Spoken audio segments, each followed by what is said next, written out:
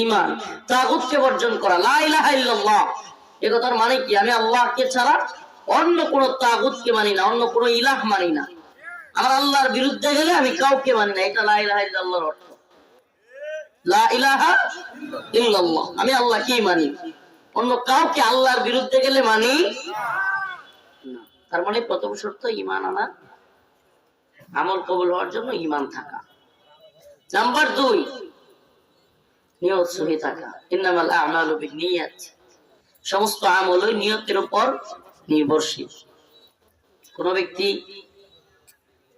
জানালা রাখলো, ঘরের জানালা, বাতাস খাবে, বাতাস খাওয়ার জন্য জানলা। আরেক ব্যক্তি জানলা রাখছে কিন্তু নিয়ত করছে ফজরের আজান মসজিদ থেকে আসবে, আমি ওই আজান শুনে নামাজে যাব। সুবহানাল্লাহ। দুইজনই জানলা কাটলো, কিন্তু একজন আজানের নিয়ত করার কারণে সে বাতাস তো খাবেই, পাশাপাশি সওয়াবও পাবে। কিন্তু যে ব্যক্তি শুধু নিয়ত করলো জানলা দিয়ে বাতাস খাবে, সে কি সওয়াব পাবে? হ্যাঁ। তার মানে নিয়তের কারণেও আমল কবুল হয়, নিয়তের কারণে আমল বরবাদ হয়ে যায়। আমরা দুইটা শর্ত জানলাম, আমল কবুল হওয়ার জন্য দুইটা শর্ত জানলাম। 1, ঈমান থাকা। 2, নিয়তটা সহি থাকা। নাম্বার 3, নিয়ত সহি আছে, আমলও কি বলে ঈমানও আছে, নিয়ত সহি, কিন্তু রাসূলের তরিকায় হয় নাই, সব পাবে। রোজা রাখা, নফল রোজা রাখা সবের কাজ না গুনাহের কাজ? কিন্তু ঈদের দিন রাখলে, ঈদের দিন রাখলে নামাজ পড়া সবের কাজ না গুনাহের কাজ? ফজরের সময় যখন সূর্য উদয় হয় ফজরের পরে তখন পড়লে, প্রিয় ভাইরা আমার, বন্ধুগণ আমার, তাহলে আমরা কি বুঝলাম? আমলগুলো কবুল হওয়ার জন্য কয়েকটা শর্ত আছে। নাম্বার 1, ঈমান থাকা। নাম্বার 2, নিয়ত সহি থাকা। নাম্বার 3, কি? আল্লাহ রাসূলের তরিকায় হওয়া, রাসূল সাল্লাল্লাহু আলাইহি সাল্লামের তরিকায় হওয়া। কুল ইন কুনতুম তুহিব্বুনাল্লাহ ফাত্তাবিউনি ইউহিব্বুকুমুল্লাহ ওয়া ইয়াগফির লাকুম যুনুবাকুম ওয়াল্লাহু গফুরুর রহিম।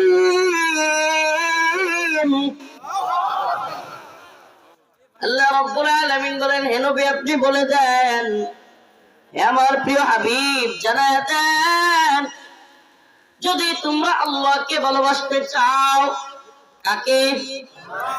আল্লাহকে ভালোবাসতে চাইতো? হ্যাঁ, কেমন? অল্প বেশি? ফজরের নামাজের সময় ঠান্ডা পানি দিয়ে ওযু করার অভ্যাস আছে? হ্যাঁ, অনেকে চোখ সরায় ফেলছে, মাশাআল্লাহ। চোখ সরায় ফেলা এটা কিছুটা হইলেও ভালো মানুষের লক্ষণ। যারা চোখে চোখে তাকায় মিথ্যা বলতে পারে, এরা খুব ভয়ঙ্কর মানুষ, ভয়ঙ্কর মানুষ। আরো ডিবির এ বদমাশ আমার চোখে চোখে তাকায়া এত বড় বড় ভয়ঙ্কর মিথ্যা বলছে। এই লোক তার নেতৃত্বে আমার শরীরের কাপড় খুলছে, এই লোক তার নেতৃত্বে আমার জুব্বা লুঙ্গি খুলে, এগুলো খুলে মহিলা দিয়ে জড়ায়া ধরাইছে, এগুলো নিয়ে ভিডিও করছে। 4 দিন পর এই লোক আমার সামনাসামনি সাক্ষাৎ হয়েছে, বলে হুজুর আপনি 4 দিন ধরে আমার থানায়, আর আমি জানি না। চোখে চোখে তাকায়া, এত বড় মিথ্যাবাদী, চোখে চোখে তাকায়া, মানে রাতের আধারে মহিলাদেরকে দিয়া আমাদেরকে জড়ায়া ধরাইছে, ছবি তুলছে। ও তো আর সামনে আসে নাই, কিন্তু আমি পরবর্তীতে গিয়ে শুনছি। এইমাত্র একটা নিউজ পাইলাম, যে তদন্ত ওসি আমাকে নিয়ে গিয়েছিল উত্তরা থানায়, সে গ্রেফতার হয়েছিল, এখন ওটা পালায় গেছে। একটু আগে ওসি শাহ আলম, বাড়ি আমাদের নেত্রকোনায়, গ্রেফতার হয়েছিল উত্তরায়, এখন পালাইছে। সবগুলোকে পালাইতে হবে, আল্লাহ জালেমদেরকে ছাড় দেয় না। পালিয়ে থাকা জিন্দেগি কি কষ্টের রে। কাকু বুঝতেছে, কাক করেছিলেন না? ওই যে বলছিল পালাবো না। আমি গত 2 দিন ধরে মিলাইতেছিলাম, কিরে এই লোকটা অনেকে গ্রেফতার হইলো, সে গ্রেফতার কেন হয় নাই? আমি মিলাইতে পারতেছিলাম না, এতদিন কিভাবে সে পালায় থাকতে পারলো। সুবহানাল্লাহ। ওই যে দাম্ভিকতার অহংকার নিয়ে বলছিল পালাবে না, আল্লাহ বলে তুই গ্রেফতার হইলে তো তোর কথা মিথ্যা হয়ে যাবে, তুই গ্রেফতার হইলে তুই বলতে পারবি যে আমি গ্রেফতার হয়েছি, পালাই নাই। আল্লাহ কয় তোকে পালাইতেই হবে। আল্লাহ সুযোগ করে দিছে তারে পালানোর, কারণ কি ওই কথাটা আল্লাহ সত্য করবে যে তুই পালাইতে বাধ্য হয়েছিস। সুবহানাল্লাহ। এজন্য অহংকার এটা আল্লাহর চাদর, অহংকার দুনিয়ার কাউকে মানায় না। অহংকার তো আল্লাহ করতে পারেন, যিনি সবকিছুর মালিক, ঠিক কি ঠিক না? গর্ব তো আল্লাহ করতে পারেন, অহংকার তো আল্লাহ করতে পারেন। কিন্তু এই দুনিয়ায় যারা অহংকারী হয়, আল্লাহর চাদর ধরে টানাটানি করে, ক্ষমতার মালিকের চাদর সেটা ধরে টানাটানি করে, আল্লাহ তাদেরকে, এই জালেমদেরকে চূড়ান্ত পতন পৃথিবীতে দেখান। আর ফিজিউম ফিল হায়াতিদ দুনিয়া, এদেরকে আল্লাহ দুনিয়ার জিন্দেগিতে লাঞ্ছিত করে। ওয়ায়াউমাল কিয়ামাতি ইয়ারদুনা ইলা আশাদ্দিল আযাব, কিয়ামত দিবসে তাদের জন্য রয়েছে কঠিন শাস্তি, কঠিন শাস্তি। আল্লাহ রাসূলের অনুসরণ, এটা মনে রাখবেন, আমল কবুল হওয়ার ক্ষেত্রে রাসূল সাল্লাল্লাহু আলাইহি ওয়াসাল্লামের অনুসরণ খুবই জরুরি, খুবই জরুরি।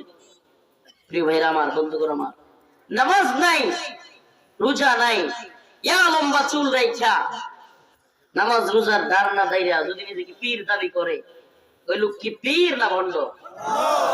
কথা বুঝেন? নামাজ পড়ে না, রোজা রাখে না, মহিলাদের সাথে উঠা বসা করে, আবার নিজের পীর দাবি করে, এই লোক কি পীর না ভণ্ড?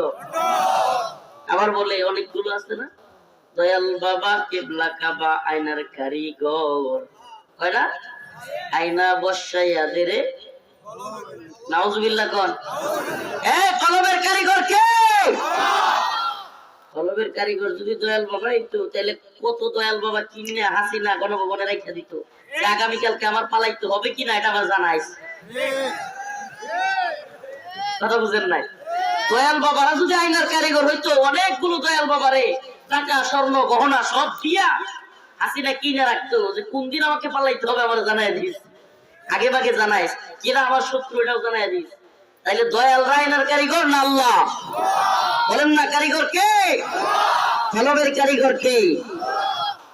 আমি এই জন্য আমি বলি কি জানেন, দয়াল বাবা কেবলা কাবা আয়নার কারিগর, ফেরেশতারা গুরজু মারবো কবরের ভিতর। ঠিক আছে না? নাউজুবিল্লাহ। এই বর্ণামি ছাড়তে হবে, রাসূলের অনুসরণ করতে হবে। রাসূল সাল্লাল্লাহু আলাইহি সাল্লাম মিসওয়াক, রাসূলের সুন্নাহ, 100-এর উপরে হাদিস এক মিসওয়াকের জন্য। সুবহানাল্লাহ। আমরা কি মিসওয়াক করি? হ্যাঁ, মিসওয়াক করব তো ইনশাআল্লাহ। মিসওয়াকের অনেক ফজিলত, অনেক ফজিলত। আল্লাহ রাসূল সাল্লাল্লাহু আলাইহি সাল্লাম ওফাতের সময়, ওফাত যখন তিনি চলে যাবেন, সেই মুহূর্তে আম্মা জান আয়েশার প্রাণের মধ্যে মাথা রেখে আম্মা জান আয়েশার এক ভাই আসলেন, হযরত আবু বকরের ছেলে, ওনার হাতে মিসওয়াক। শেষ সময়ে হাতে ইশারা করতে লাগলেন, আমাকে একটু মিসওয়াকটা দাও। হযরত